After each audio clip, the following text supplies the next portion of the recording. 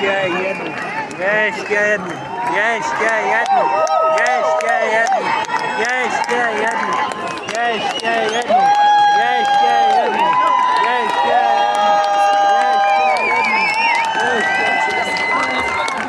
jednu. Chtěl dělat ještě dvě, ale tak dáme jednu. 10. Ještě raz. Svetr? Jo! Jsme totiž vydali, kdy to bylo? Teďka někdy, ne?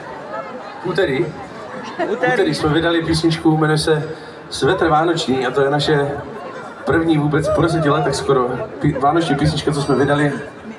A zatím teda jediná, tak myslím si, že je ideální příležitost na to i zahrát tady na náměstí pár dnů před Vánocema. Já jenom doufám, že nespletu text.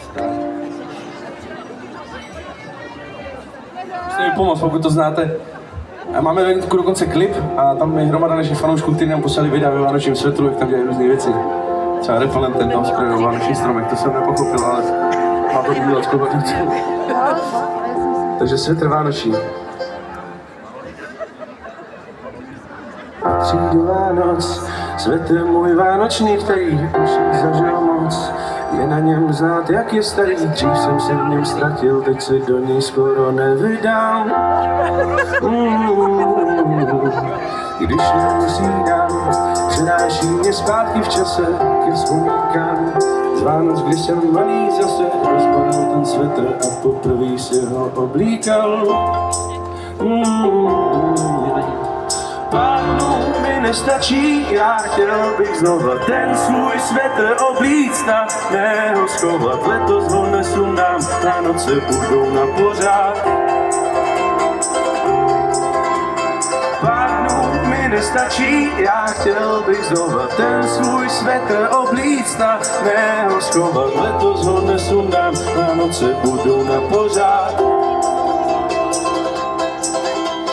Je mi červený, co v něm nechal loňský stromek opálený. Na rukávech od prskavek ani za novej značkovej svetr bych ho neměnil. Vidím před sebou, jak se v něm s mámou pít s klučem, rohličky mi jdou.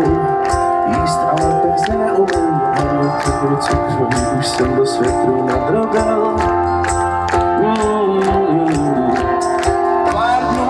Nestačí, já chtěl bych znova ten svůj svetr oblíct a ne ho schovat. Letos ho nesundám, Vánoce budou na pořád. Pár dnů mi nestačí, já chtěl bych znova ten svůj svetr oblíct a ne ho schovat. Letos ho nesundám, Vánoce budou na pořád.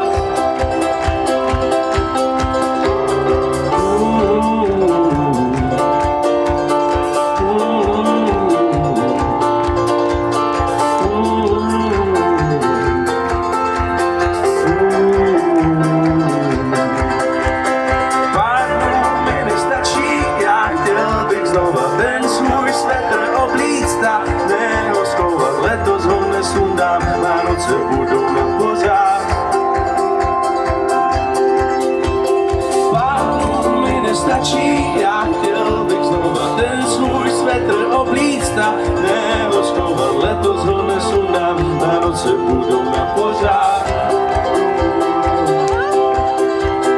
Pár dnů mi nestačí, já chtěl bych znova ten svůj svetr oblíct a ne ho schovat. Letos ho nesundám, Vánoce budou na pořád.